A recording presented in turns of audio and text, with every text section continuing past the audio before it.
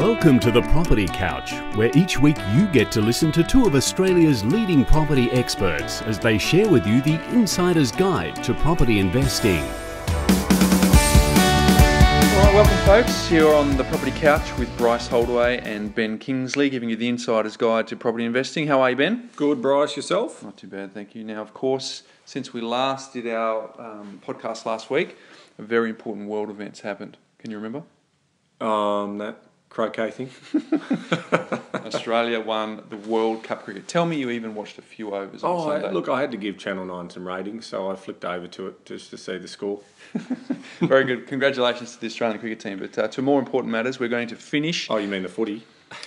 Well, big. We want to talk about Collingwood, do we? Well, there's that, and also the Essendon. Big result there. Big result. So, yeah, you know, you're never going to win either way, so wait for the appeals. Absolutely. So, and of course, we won't get down to your beloved Collingwood and see how they've gone through the week as well. But look, we're on the fourth part of our four-part series on the property investment formula, where we started off with cash flow management. We then went into borrowing power. Last week we did asset selection, and this week we're going to round it off with defence. Yeah. What does defence mean, Ben? Well, I mean, obviously you can see it's the A, B, C, D that we've tried to put together. But what defence effectively means is risk minimisation or mitigation, as we like to say. There's always risk in property investing. So, you know, just like anything we do in life, it carries risk. And in property, there's a lot of different risks. So what I thought we'd do was just work through the risks that are associated in each of the different categories or elements that we talk about, and then also talk more importantly about the individual and in terms of the defence side that we put up around that. So, you know, when you're going to invest in property and we talk about cash flow management, what's your risk defence or what's your mitigation defence there? And that is about making sure you unpack your story. So where's all your money going? How much money you're going to need? Provisioning for one-off items like cars, and then factoring in the school fees and those types of things. So the best way to have a defence strategy before you invest in property is to actually know what those cash flows look like. And when you know what those cash flows look like, you come up the other side and you still understand that, you know, with the cash flows, you're still going to have to manage that. You're going to have to manage your spending habits. But ultimately, you come out the other side thinking, all right, so I've looked at my risk and my defence is I've done my numbers and I'm okay. Talking about borrowing power, when we talk about borrowing power, what's our risk mitigation there? Well, ultimately, the big one is, you know, is the lender that I'm working with, are they reliable? You know, are they going to be around? And obviously with government guarantees and so forth, we've got some real comfort around some of the lenders. But, you know, only recently we saw banks here building, you know, financials sort of collapse. And there's still a few things for those who have lived long enough, we know about Pyramid and, you know, the state banks where we see real troubles there. So one thing we want to do is we want to work with a stable financial institution. Yep. And in terms of then we get down to the nitty gritty when we do our servicing and so forth, what we want to do is basically make sure that again, that we're lending appropriately, that we've got enough in the tank, and the defence side is to actually have a side buffer. So if something was to go wrong in your situation, you know, unexpected job loss or whatever, we've actually got a little buffer there that can buy us some time. So that's the defence strategy around borrowing. We move into asset selection, and Bryce, you know, what's your yarn on asset selection? Yeah, look, I think the risk mitigation here is to really just look at all properties through three filters. One, is it investment grade? Two, does it have some form of scarcity? And three, does it have owner-occupier appeal? So the investment grade for me is an investment grade suburb first, and we talked about that a couple of weeks ago. So if someone wants to get some more detail on that, just rewind a couple of sessions, and we're also going to talk about that at more length in an upcoming podcast. But investment grade is typically somewhere between $300,000 and $850,000 as a price point. There are exceptions to that, but generally speaking, that's where the bell curve is. Scarcity, if it's an apartment, here in Brisbane, 12 or less in the building. In Sydney, 30 or less in the building, and in Melbourne, 21 or less in the building. And if it's a house, usually some form of scarcity in terms of supply of land, so no new subdivisions, or ideally some period features to the house or the architecture, because that's got some appeal to the owner-occupier market. And then the third one is that owner-occupier appeal. Owner-occupiers buy with their heart, not their calculators, whereas investors buy with their calculators. So effectively, for me, the defence is looking at all properties that I'm looking to buy for myself or for a client through those three filters first before we go through a range of other things. Yeah, and so, I mean, in digging deeper into what you're talking about, owner-occupier appeal, but basically what you're saying is, if we go and buy in mining towns or regional centres, and if the lifestyle element isn't there, the first thing I'm going to do in terms of from a defence point of view is understand our risk reward. So we're going into those areas to potentially get high capital gains quickly, but it's speculative. So when you've got speculative assets like mining towns, you've got to understand that there's high volatility in there. So from a defence point of view, we wouldn't take clients into that market until they've got over $3 million in property value. So if we're then going to risk $500,000 in a speculative investment or a high risk investment, the defence is we've been able to buy in blue chip locations and in good stable cities that have diversified industry and job prospects and good income growth in those job prospects. So all of that wraps that up, and then the final Ben, thing. if I just jump in there, I think that's some real gold there, because quite often people get seduced by the next best thing. Yep. And the mining story up until just recently had been part of that. And what you've just said there is a really good framework, because we're into frameworks, in how people can analyse what they should be buying. Because if you haven't got an investment property already, there's a steep learning curve in that first one. So why would you add complexity and steepness to the curve by going into a mining town on your first investment property? So, I guess... Well, people are seduced, aren't they? They're seduced by the income story, by this mega growth that has either happened already, so they're the last in. So, I mean, we only need to have a look at some of the areas of Queensland now where people have, had their pants pulled down, just sad stories of buying around that sort of $400,000 mark, and these things are now valing up at sort of $220,000 to $250,000. It's just a disaster for those people who are caught up in the hype that occurs around that. So did they implement defence? No. Did they look at their risk mitigation strategy? No. They basically just went greed and they jumped in at the higher end, and unfortunately, or they've been advised accordingly. So we've picked up a couple of recent clients who have bought into different locations, and they've come to us because unfortunately they've realised they've been duped by a scammer or someone who had no idea what they were doing. And whether they are a spruiker or whatever, or they're literally just dumb in terms of they don't really know what they're talking about. They've just got on the bandwagon to try and flog stock in these so-called booming locations. So that is the sad reality of those people who have bought into those areas that are going to do their dough. Under FOMO as well, the fear of missing out, and that's a defence strategy alone there. Just don't get caught up in that at all in terms of the fear of missing out. One of the things I find as a defence is to really unpack who you're getting advice from, and we talked about this last week. That's a whole podcast in itself. But quite often, because people love property investment, it's the Great Australian Barbecue topic. Quite often people can be taking advice from enthusiastic amateurs. And I mean that with total respect. Yep. People love property, they love talking about it, but it's not until you've seen a couple of cycles, you've been doing it yourself, you've been investing for over a decade, you've been advising clients. We see portfolios all the time. So we get the benefit of being able to iron off the edges because we see so much. But if you are taking advice from an enthusiastic amateur, it's not until down the track that you actually realise that the advice probably wasn't in your best interest. Look, it's so true, Bryce. I talk about it's the immaturity of the property investment industry. There are so many self-made people telling their story, but they're telling their story in an upward boom. So, we've had 23 years of positive economic growth, and so the property market's done exceptionally well during those times with low interest rates. So the rising tides lifted all ships. But my question for those people is, have they done any formal education around how you advise other people, and what are the risk profiles of people, and what are their goals, and are you aligning those goals? No, you're not.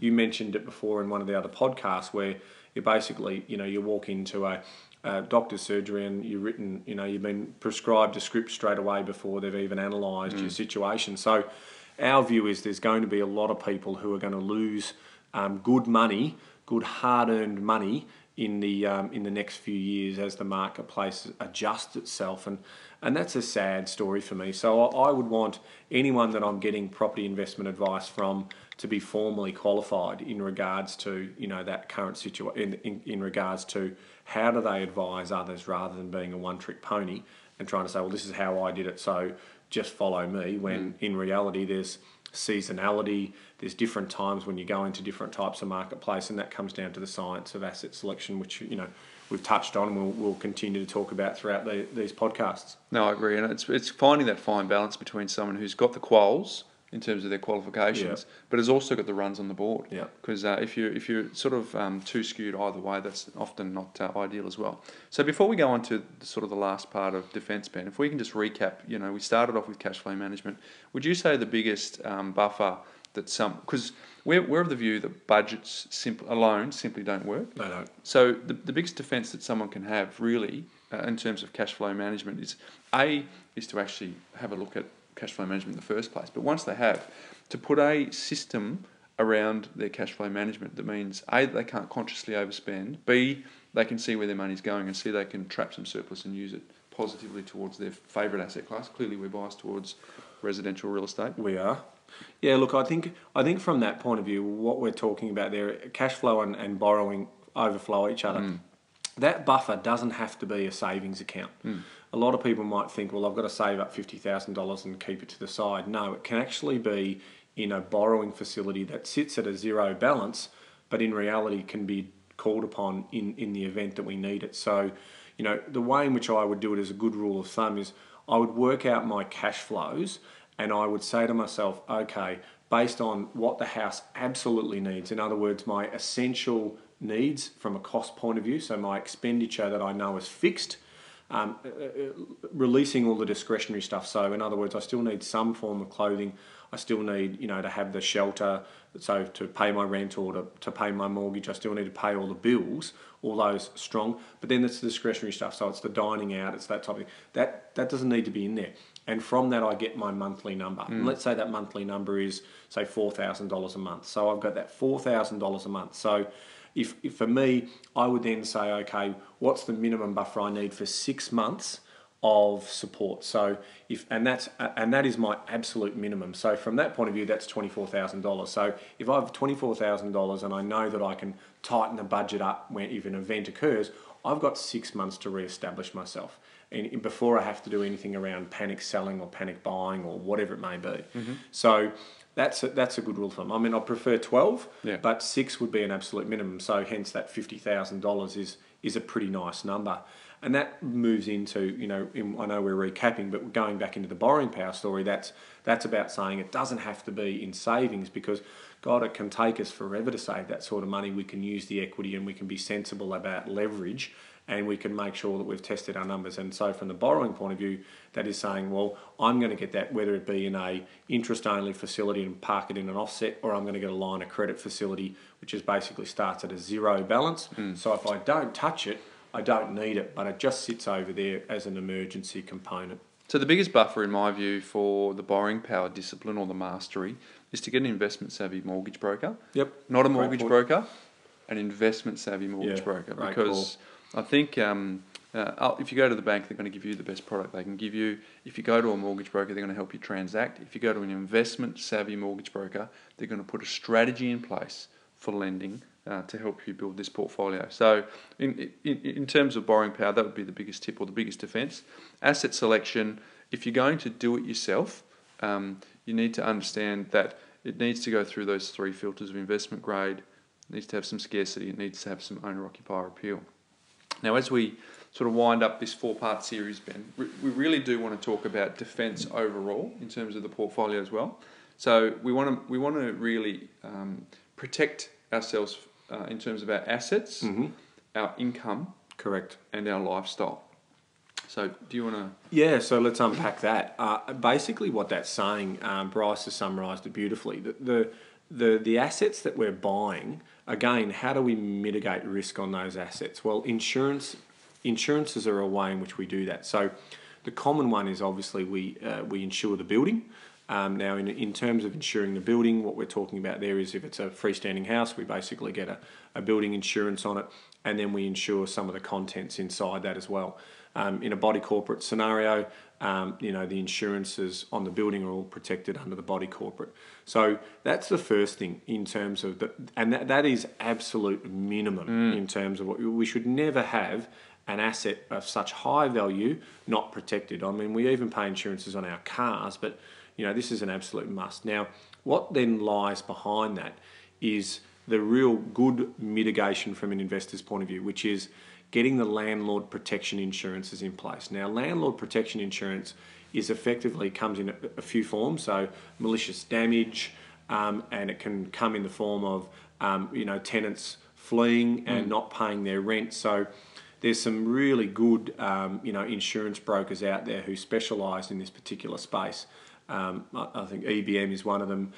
You've got, what's the other big mob? Aon. So there's a few going around in that sort of space that sort of do that. But effectively, you get your quotes and you look at that and you say, okay, that is now the asset. So I've done everything within my powers to protect that asset. So if something was to go wrong with it, flood, fire, and also malicious damage from a tenant or so forth, I'm well served, and that should be put in your budgets. It's also the defence against anxiety, because most people have the view that they're worried about not getting a tenant, or worse, they're worried about someone from the outlaw motorcycle gang sort of building their Harley Davidson on their living room floor. With landlord's protection insurance, that gives you the sleep. The peace of mind to sleep at night that you're covered under a range of situations. Yep. Now, in terms of income and lifestyle, largely under the domain of a licensed, experienced and competent financial planner. Correct.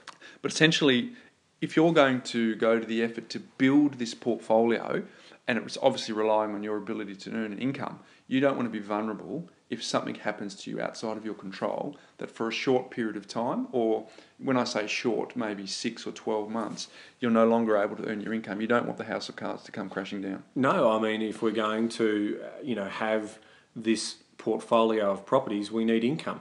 And to protect our income, we need an income protection policy. So yes, we would sit down and we would go through the right protocols in terms of working with a financial planner to work out what is the most appropriate level of protection we need. And then we put our application in based on the advice work done by a qualified and licensed professional to get that income protection policy in play. And that again, it's sort of, what it does is in most cases, most policies only give you around that 70% of your income. Now, that again is about buying time. So if something was to happen where you did have to put an income claim in, hopefully you're going to return to work. So if it's a broken leg and you're off work for 15 weeks or 20 weeks or something like that, we're hoping that policy will only be needed for short term. If it's needed for long term, it does just buy us a little bit of time to make sure that we're available to get our affairs in order. And if it means that we've also got the buffer account to call on as well. So that's a good defence strategy. Now, Ben, worse still, if your lifestyle's affected, isn't it? So that's something that people don't really want to think about. No. But it's something we should. Yeah, look, I mean, the statistics are around that sort of 1 in 3 of us are going to be diagnosed with some type of, illness that has an effect on our lives. And I think it's 1 in 3 by the age of 65, but please don't absolutely nail me on that one. And what it is trauma and that type of protection. So it's trauma and TPD, total and permanent disability insurances. And what they do is they allow for either a lump sum or an ongoing payment. So again, it's policy based. So you would want to sit down and understand what we're talking about there. But if you get a diagnosis, as an example of cancer, then some of those policies pay out a lump sum. And that's nice to know you've got that lump sum so you can think about what it is you're trying to protect. So you can focus on getting better, and you know that money is going to be available there to you to look after you. So again, it's about defence and mitigation. So I would say definitely speak to a qualified specialist in this area and get that advice. So you've now got this holistic wrap up. Yeah, now Ben, well, it's 18 and a half minutes. We often go a little bit over our 20-minute allocation, but for the last 4 podcasts, we've been talking about the property investment formula: asset selection, borrowing power, cash flow management and defence. So effectively, that's the 4 areas of mastery that you need to cover if you're serious about investing in property and also serious about building a property portfolio, whether you're a first-time property investor or whether you're an experienced property investor. So it's been fun, Ben. It's certainly, we're committed to providing free education and information through this podcast, and I think we've delivered some real gold. in our first 5 weeks. So for those folks who have been listening, if you're happy to pass on the word, if you could go to either the Android store or the iTunes store, I've learned from Very last good. week. Yep, you've got both of them. So we can get a 5-star rating. That's going to help us get our message out there about how to get the insider's guide to property investing. And also, if you're social media savvy and you love to follow us on Facebook, Instagram or Twitter, you can do that. So next week, we're actually going to cover off the first questions that we've got, listener questions, Ben. So we've got Q&A session. Q&A, which I think is really good because that's where the people who are actually on the ground doing the investing can fire some good questions at us. So if you want to go to thepropertycouch.com.au and leave us a question, we'd certainly be happy to answer those, hopefully next week. But if we don't get to them all next week, we'll do them periodically throughout the podcast. Over time. Look, we've got lots to say, and that's what I love about this podcast. There's no hype to it. It's all just factual based, from two investors who have had over 35 years of experience in doing this and in helping hundreds, if not thousands of clients. So it's a good news story, and we want to share that message to everyone out there. Exactly. So there you have it, folks. The property investment formula, asset selection, borrowing power, cash flow management, and defence. So for those of you who celebrate Easter, hope you have a great break over this long weekend. For those of you who don't, I hope you get a good chance to have a break from work and spend some time with your family. So Ben, until next week. Arrivederci. See you, folks.